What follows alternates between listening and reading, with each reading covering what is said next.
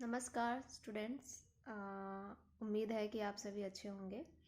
चूँकि सचिवालय का एग्ज़ाम कैंसिल हो गया है, लेकिन फिर भी हमें पढ़ना, रिवीज़न करना नहीं छोड़ना चाहिए। तो आज हम झारखंड संबंधित कुछ प्रश्नों को जो पहले से पूछा जा चुका है उसे हम एक बार रिवीज़न करेंगे।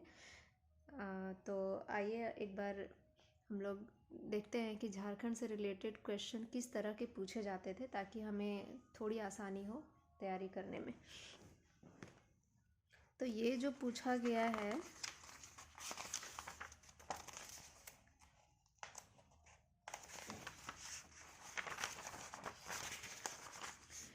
आ, 2017 का है ये प्रश्न। दारोगा नियुक्ति परीक्षा में ये 2017 में पूछा गया था, सेट 6 है। खैर एग्ज़ाम कोई भी हो, लेकिन प्रश्न तो लगभग झारखंड से रिलेटेड सेम ही रहते हैं। तो आइए एक नज़र डालते हैं। तो पहला प्रश्न है, झारखंड के पहले गैर भाजपा मुख्यमंत्री निम्नलिखित में से कौन थे? गैर भाजपा मतलब ऐसे मुख्यमंत्री जो भाजपा के नहीं थे, वो पहले। तो यदि ऑप्शंस पे हम जाएं तो शिबू सोरेन तो भाजपा के नहीं हैं। दूसरा, बाबूलाल मरांडी पहले ऐसे मुख्यमंत्री थे जो भाजपा में, ये सबसे पहले मुख्यमंत्री थे झारखंड के जो कि भाजपा में थे। तो ये मुख्यमंत्री बन चुके हैं जो कि भाजपा में थे, तो ये नहीं होगा। रघुवर दास भी भाजपा के ही मुख्यमंत्री थे। अर्जुन मुंडा भी भाजपा के ही है। तो ऑप्शन हमारा शिबू सोरेन सही आंसर होगा। ये सबको पता ही होगा मेरे ख्याल से। दूसरा प्रश्न है, इनमें से कौन सा पहला कार्यकाल है जिसमें अर्जुन मुंडा झारखंड के मुख्यमंत्री के रूप में कार्यरत रहे हैं? तो अर्जुन मुंडा लगभग 3 बार मुख्यमंत्री बन चुके हैं। तो पहली बार जो वो बने थे वो 18 मार्च 2003 से लेकर 2 मार्च 2005 तक में उनका कार्यकाल रहा है, जब वो पहली बार मुख्यमंत्री बने थे। नेक्स्ट है, झारखंड राज्य में राज्यपाल कौन है? चूँकि ये पहले का प्रश्न है तो इसमें द्रौपदी मुर्मू ऑप्शन था, लेकिन चूँकि अभी बदल गया है, चेंज हो गया है, तो अभी के हिसाब से झारखंड राज्य में जो राज्यपाल हैं वो है CP राधाकृष्णन। CP राधाकृष्णन याद रखिएगा।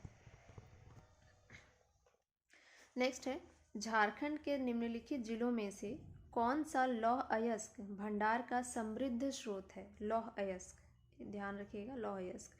तो इसका यहाँ ऑप्शन है धनबाद, रांची, बोकारो, पश्चिम सिंहभूम। तो इसका आंसर होगा पश्चिम सिंहभूम। नेक्स्ट है, Santhal Pargana industrial area development authority Dumka, जिसको शॉर्ट में स्पीडा कहते हैं, का क्षेत्र निम्नलिखित कंपायर से किस क्षेत्र तक ही सीमित है? ऑप्शन है कोल्हान कमिश्नर, उत्तरी छोटा नागपुर कमिश्नर, दक्षिण छोटा नागपुर और पलामू कमिश्नर, और लास्ट है संथाल परगना कमिश्नर। तो ये ऑप्शन डी सही होगा, संथाल परगना कमिश्नर, याद रखना है इसे, स्पीडा का संथाल परगना कमिश्नर। नेक्स्ट आते हैं, स्वर्ण रेखा नदी हुंडरू फॉल से कितनी ऊंचाई से गिरती है? ये बहुत ही इंपॉर्टेंट क्वेश्चन है, लगभग पूछता है। और हुंडरू फॉल्स के बारे में बता दें कि ये दूसरा सबसे ऊंचा जलप्रपात है झारखंड में। हुंडरू फॉल्स आप लोग सभी बहुत कोई घूमने भी गए होंगे, तो ये दूसरा सबसे ऊंचा जलप्रपात है। तो स्वर्ण रेखा नदी हुंडरू फॉल से कितनी ऊंचाई से गिरती है? तो इसका करेक्ट आंसर होगा 245 फीट की ऊंचाई से, ये ध्यान रखना है। नेक्स्ट है, 2011 की जनगणना के अनुसार बोकारो जिले की लगभग आबादी क्या है?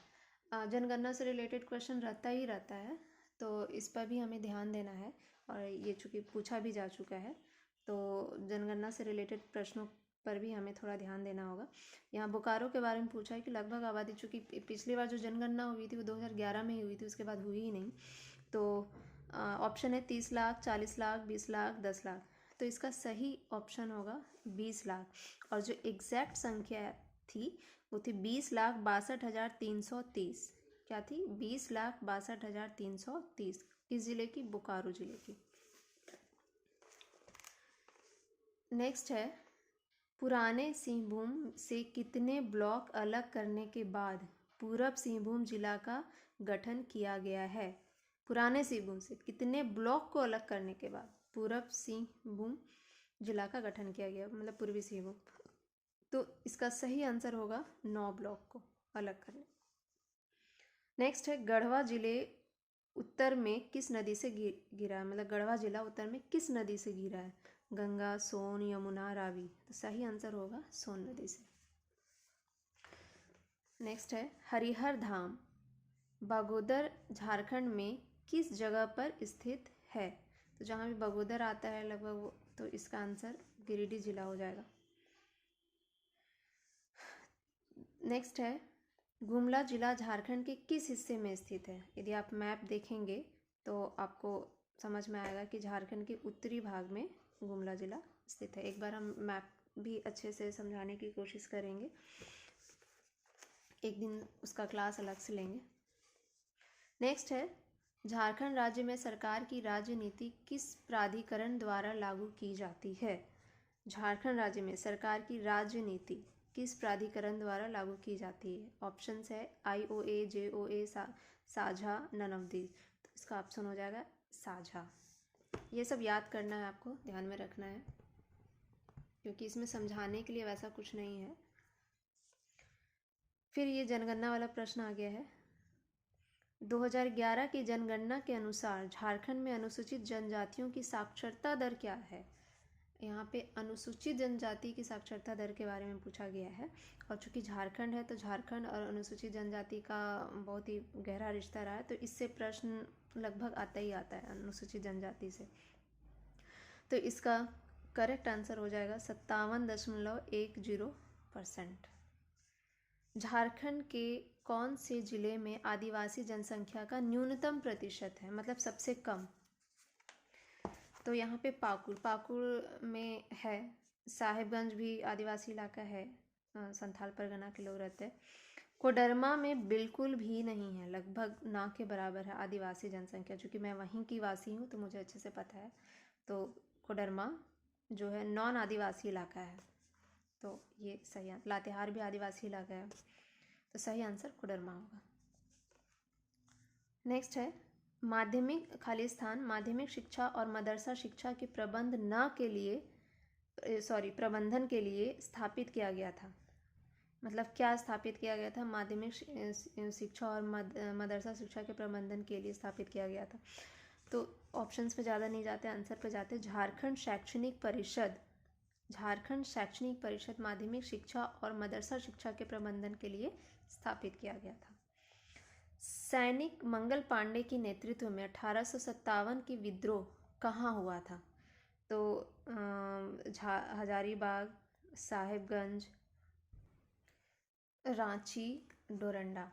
देखिए यहाँ पे जो है पूछ रहा है कि कहाँ हुआ था, तो हुआ था रांची के डोरंडा में। यहाँ चूँकि सारा यहाँ पे जिला ही ऑप्शन दिया हुआ है, अब मेरे ख्याल से ये क्वेश्चन बहुत ज़्यादा सही नहीं लग रहा है। सब जगह जिला दिया है, एक ये डोरंडा दिया है, तो जगह यदि बेसिकली पूछा जाए तो डोरंडा होना चाहिए और जिला में रांची होना चाहिए।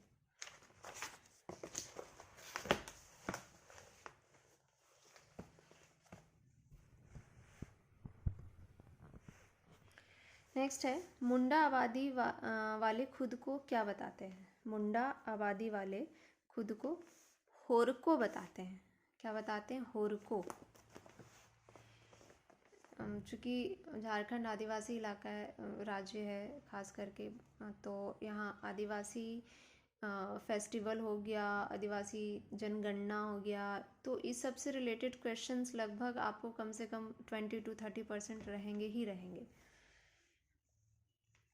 नेक्स्ट है, बोकारो अपनी लौह अयस्क की आपूर्ति किस खदान से प्राप्त करता है? बोकारो अपनी लौह अयस्क की आपूर्ति क्योंझोर, इसका ऑप्शन हो जाएगा क्योंझोर खदान से प्राप्त करता है। नेक्स्ट है, झारखंड में इस जनजाति के लड़के और लड़कियों के लिए जंतर के रूप में महत्वपूर्ण कोई दूसरा त्यौहार नहीं है, जनजाति की पहचान करें। तो ये है उरांव जनजाति। नेक्स्ट है, सरहुल मुंडा जनजाति का उत्सव कहलाता है। तो सरहुल जो है मुंडा जनजाति का बापर्व उत्सव कहलाता है, और ये जो सरहुल पर्व होता है उसमें सरई फूल की पूजा की जाती है। सरई फूल की पूजा की जाती है, ध्यान रखना। नेक्स्ट है, झारखंड में बिरहोर जनजाति के लोगों के निवास के रूप में क्या जाना जाता है? मतलब बिरहोर जनजाति के जो लोग बना के रहते हैं घर, उसे क्या कहते हैं? उसे टंडा कहते हैं। यहाँ पे अच्छे से लिखा नहीं था, तो उसे टंडा कहते हैं। नेक्स्ट है, झारखंड में निम्नलिखित शहरों में से किस शहर का नाम दिया गया है? झारखंड में निम्नलिखित शहरों में से किस शहर का नाम दिया गया है? अच्छा, ये ऑप्शन है, बताना कि इसमें किसे शहर बोला गया है। तो रांची जिला है, धनबाद जिला है, डालमिया नगर, ये भी शहर नहीं, तो ये टाटा नगर ऑप्शन सही हो जाएगा। टाटा नगर को शहर का नाम दिया गया है, बोलते भी हम लोग टाटा शहर जाना। हाँ, फिर है नेक्स्ट, झारखंड के निम्नलिखित किस शहर में यूरेनियम प्रसंस्करण कारखाना शुरू किया गया है? तो इसका ऑप्शन होगा घाटशिला। नेक्स्ट है, झारखंड में नेक्स्ट है, लघु स्तरीय अनुसंधान संस्थान की स्थापना खाली स्थान में की गई है। तो लघु स्तरीय अनुसंधान संस्थान की स्थापना सिंदरी में की गई है। ठीक है, कहाँ की गई है? सिंदरी में। दिख नहीं रहा। नेक्स्ट है, रांची जिला किस साल ताना भगत पुनर्वास अध्यादेश पारित किया गया था? तो इसका सही ऑप्शन हो जाएगा 1948। नेक्स्ट है, झारखंड के किस हिस्से में सर्दियों में न्यूनतम तापमान दर्ज किया जाता है? तो आई थिंक आप लोगों को पता होना चाहिए, नेतरहाट पठार, और वहाँ पे सबसे ज़्यादा ठंड भी पड़ती है। तो यहाँ पे सर्दियों में सबसे कम तापमान दर्ज किया जाता है। वैसे नॉर्मली भी वो ठंड जगह है, तो और सब जगह की अपेक्षा वहाँ का टेम्परेचर कम ही होता है। तो इसका ऑप्शन होगा नेतरहाट पठार।